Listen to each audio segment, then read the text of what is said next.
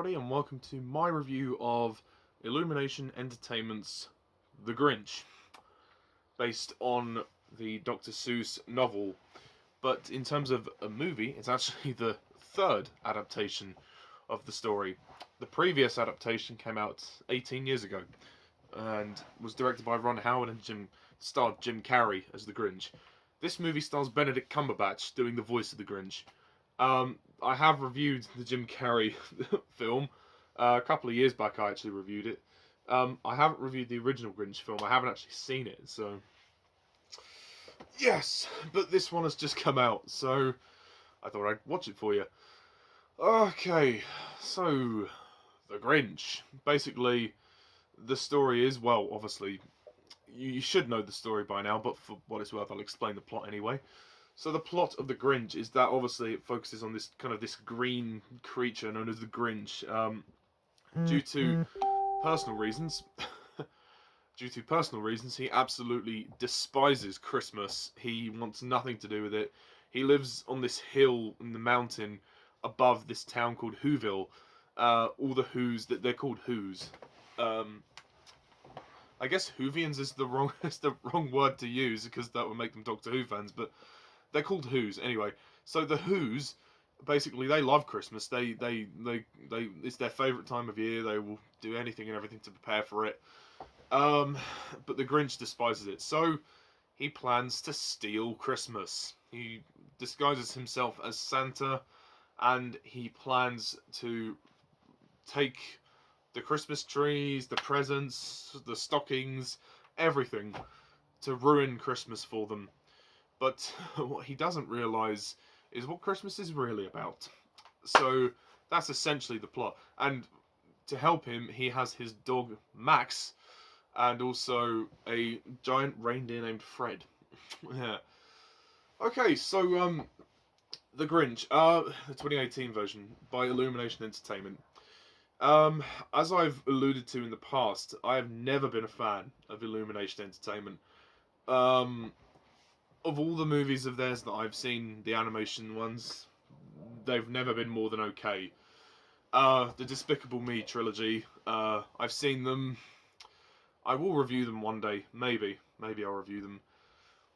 They were okay, they were fine, they were, they were perfectly fine for kids. I guess their movies are more aimed at kids, but yeah, they don't strike me as having great filmmaking. Same with the Minions movie, as well as Sing. I haven't actually seen Secret Life of Pets, but I've heard similar things about it, so you can see a pattern developing here. And rather unsurprisingly, The Grinch falls into that pattern. Once again, Illumination Entertainment failed to deliver a great movie. It's not even a good movie. The Grinch, I mean, this is supposed to be a Christmas movie. They've released it at the very start of November for some reason. And this film is just dull. It's just surprisingly dull. I mean, it's not without its enjoyable moments. There are some laughs and there are some good moments. I like the interactions with the Grinch and with Max the dog, and all of the certain character moments are quite good. But there really is nothing remarkable about this movie. First of all, we did not need this movie. The Jim Carrey one is perfect the way it is. I mean, it's not a perfect movie, but it's at least entertaining. It's at least more entertaining than this, and it has some charm. This movie has no charm. I mean, it tries to have a heartwarming side to it. There's this sort of subplot that involves Cindy Lou Who, this little girl, and her mother. Her mother is basically single, and sorry about the noise. This is my Facebook. So her mother's single. She's looking after her two twin brothers, and she also works during the night. So Cindy Lou is trying to help her mother. She wants to, basically she's wishing for her mother to have a bit of a break. In the original, in the previous film with Jim Carrey, Cindy Lou was a character there, but she didn't necessarily have a subplot devoted to her. She was involved in the main plot, and she was the one who was trying to basically involve the Grinch in Christmas and try to redeem him, essentially. In this movie, that kind of happens, but she gets more character development. At first, that plot kind of takes away from the main story, but it kind of works towards the end. Um, for one thing, I found it very bizarre casting to cast Benedict Cumberbatch as the Grinch. I don't doubt that Benedict Cumberbatch is a good actor. Don't get me wrong, he's a very good actor. But with the Grinch, he puts on this phony American accent. Um, it just doesn't sound natural, and it just doesn't feel right. I didn't get the sense that this character was, like, nasty. You kind of want him to just be really nasty, and he just wasn't. He certainly was grumpy, but and his change of character feels so sudden. The ending is rushed. I mean, we know the ending. We know how the story ends. But the Grinch's change of heart is way too abrupt, and there's no emotional connection to it. So, you know, I mean, for that reason, it makes this movie dull and completely devoid of charm, even though it tries to have a sense of fun because it's a Christmas movie.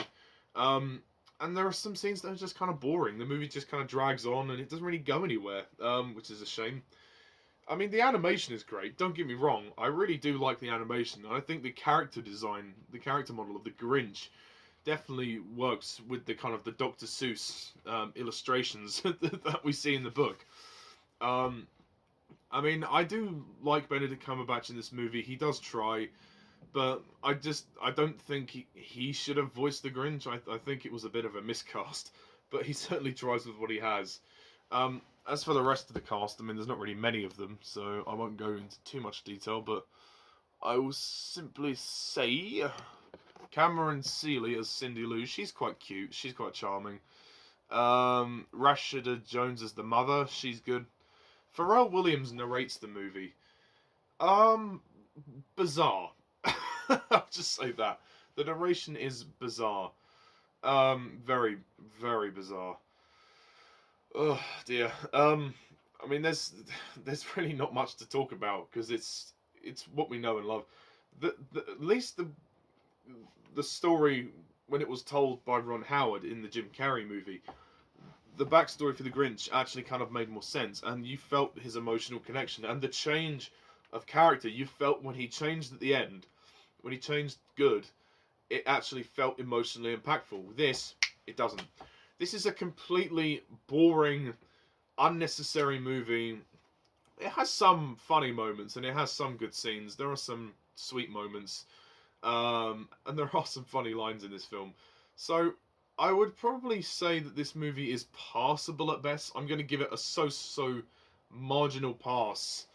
But really, you don't need to see this movie. You really don't, unless your kids want to see it. This is a kids movie. Whereas the one that was made 18 years ago is a family movie. Anybody can watch it. But this one is just purely for kids. It needs more charm. And once again, you know, Illumination Entertainment, they fail to deliver a good animated movie. I don't know what it is. There's something about them. They're just not hitting that grand. I mean, it's okay to make a fun movie. I'm not saying that. I'm not saying that you have to mimic Pixar or DreamWorks. I'm not saying that. I just think that their filmmaking standards are not very good. They need to improve. Otherwise, you know, I'm not going to have much respect for them. I mean, I know that this won't mean anything. What I say is not going to mean anything because kids will go and see these movies. They'll enjoy them. They won't care about the filmmaking. But for someone who wants to aspire to do this and who looks at films in this way, I have to be honest with you guys. I mean, I'm not going to say it's terrible. It's not terrible. It's not the worst thing they've ever made, but it's not the best. It's just, again, one of in the long line of list of animated movies from Illumination. It's just okay. It's just okay. And before, I mean, because when I saw this in the cinema, before the movie started, there was actually a 5-minute short film with the Minions escaping prison for some reason. That makes no sense to me. But anyway, I guess the score was good. The music was kind of cool. I liked it. And as I said, I do like the animation. It is good, but it is far from being a classic. You don't need to see this movie. Just stick with the Jim Carrey one. It's much more charming, much better. I mean, that's a live action one as well. This is animated. I do like the animation. I'm not gonna sweat it. I mean, and Max the dog is quite cute. Yeah, Max the dog is very cute. But this movie is gonna be completely forgotten. I don't even think it's gonna be in the cinemas long enough to make Christmas, so it's not gonna be around for much longer. Then again, Smallfoot is still around, but less said about that, the better. I will say this is a bit better than Smallfoot. I don't think Smallfoot is as good as this. I mean, at least it's not as corny as Smallfoot. I mean, it tries to be with the whole Christmas theme, but it doesn't really work. Anyway, I'm going to score The Grinch 2018 a 6 out of 10. You're a mean one.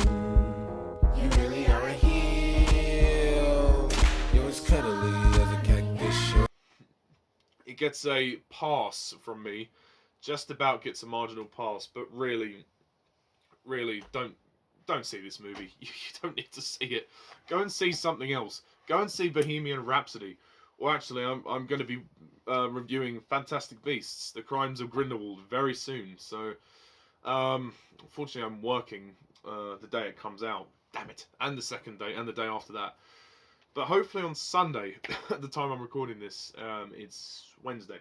So Sunday I should be seeing Fantastic Beasts, but I want to actually see it a couple of times before I review it. So bear with me on the review, but the review will come probably next week or something. And then I'm going to do my Wizarding World movies ranking, where I rank all 10 movies in J.K. Rowling's Wizarding World, which include the 8 Harry Potter films and the 2 Fantastic Beasts movies. So, until then, thank you guys all for watching, and as always, I'm Mr. TARDIS11. See ya.